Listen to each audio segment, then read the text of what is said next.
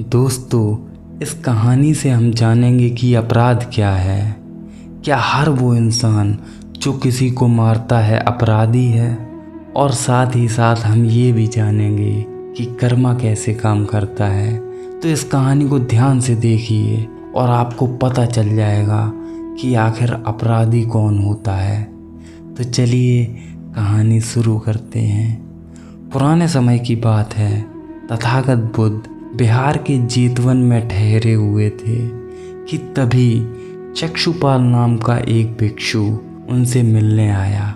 चक्षुपाल के आगमन पर उनके दिनचर्या, उनके गुणों और उनके व्यवहार की चर्चा हुई, जिससे सब लोगों को पता चला कि चक्षुपाल का स्वभाव बहुत ही सरल एवं दयालु है। और साथ ही साथ सभी को ये भी पता चला कि वो आँखों से अंधे हैं। उनका स्वभाव देखकर बुद्ध ने उन्हें तुरंत ही धम्म में शामिल कर लिया और उन्हें शिक्षा देने लगे। उनकी शिक्षा दीक्षा अच्छी चल रही थी, सब अच्छा चल रहा था कि एक दिन कुछ शिष्यों ने चक्षुपाल के कक्ष के बाहर कुछ कीड़े मरे हुए देखे तो वे सभी भिक्षु उनकी बुराई करने लगे। कहने लगे कि चक्षुपाल से पाप हुआ, वो पापी है क्योंकि उसने इन निर्दोष जीवित प्राणियों की हत्या की और उसे अब नरक की यातनाएं सहनी पड़ेंगी। ये शिष्य चक्षुपाल की बुराई कर ही रहे थे कि तभी बुद्ध भी वहां आ गए। भिक्षुओं को निंदा करते देख बुद्ध ने उन भिक्षुओं से पूछा, क्या तुमने चक्षुपाल को कीड़े मारते हुए देखा? तो सभी ने नाम ऐसे हिलाया। इस पर भगवान ने उन साधकों से कहा कि जिस प्रकार तुमने उन्हें कीड़े मारते हुए नहीं देखा, वैसे ही चक्षुपाल ने भी नहीं देखा। और हाँ, उन्होंने कीड़ों को जानबूझकर भी नहीं मारा, इसीलिए उनकी निंदा करना उचित नहीं।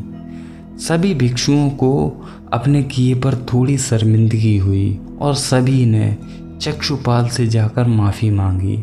इसके बाद भिक्षुओं ने जिज्ञासु भरी आवाज़ में बुद्ध से कहा, हे भगवान, आप तो जानते ही होंगे कि चक्षुपाल अंधे क्यों हैं, और अगर आपको पता है तो ये भी पता होगा कि उन्होंने इस जन्म में अथवा पिछले जन्म में क्या पाप किए जिसकी वजह से वो अंधे हुए।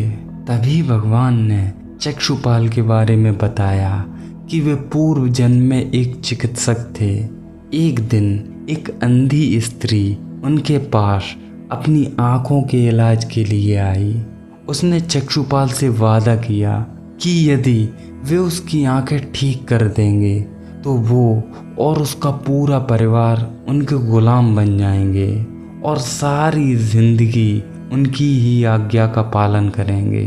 पर जब उस स्त्री की आंखें ठीक हो गईं तो उसने दासी बनने के भय से ये मानने से इनकार कर दिया कि उसकी आंखें ठीक हो गईं।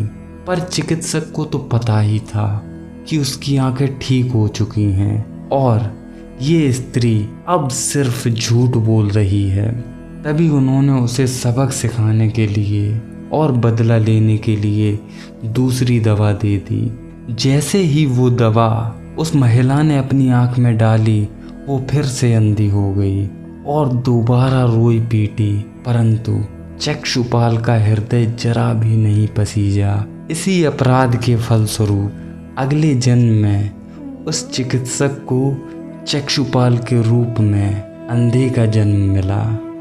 बुद्ध की ये बातें सुन के सभी शिष्यों को समझ आ गया कि हमें कभी भी जानबूझकर किसी के साथ गलत नहीं करना चाहिए, क्योंकि बुरे कर्म का नतीजा भी बुरा ही होता है और हर हाल में हमें वो फल भोगना ही पड़ता है। दोस्तों, अब तो आप जान ही गए होंगे कि यदि हमसे अनजाने में कोई गलत काम हो जाता है तो वो काम अपराध की श्रेणी में नहीं आता, परंतु जब हम जानबूझकर कोई अपराध करते हैं तो निसंदेह उसका फल हमें भोगना ही पड़ता है, चाहे आज या कल।